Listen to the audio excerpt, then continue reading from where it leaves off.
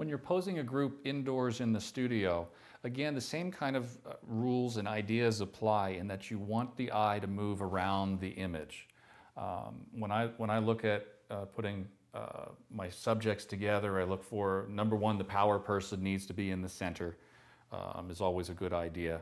And then after that, you kind of work out and you look for shapes. In other words, we have a nice triangle here with a big base. We have a triangle between these three heads. We have a triangle between these three heads. We have a triangle between these three heads, a triangle here. So if you see all these different shapes, you're always looking for triangles. And normally you don't want to have eyes on the of any two sets of eyes on the same level.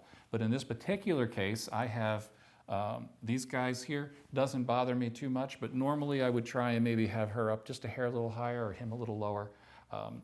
There's always, a time to do better than what you did when you first took a photo.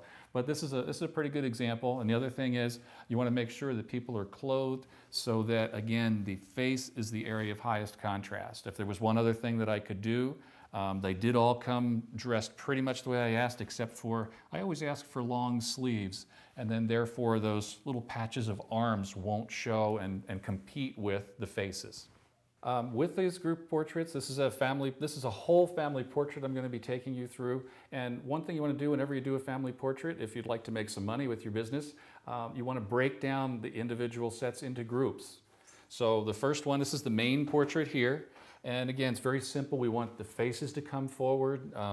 And look again, we have a nice circular pattern going through here. Again, always looking for shapes, triangles. We have triangle here, we have a triangle here, we have a triangle here, yet we also have a circle. This is a really beautiful setup. One thing normally, again, I don't normally have two sets of eyes on the same level, but these guys are twins. So there's always an exception to every rule that you might put into a situation. So as you work, you would also want to break down, here's the three kids all by themselves over here as one portrait. Again, we've got a little triangle working there. And then also you'd want to do, everybody individually. So here's mom and dad together as a group. And again, notice how nice and simple their heads are. They move up and down. We have different levels. And then on the individuals, we're tying this all together, shooting them all very similar, facing in different directions so they can tie together. And then this sells as an entire grouping for the entire house.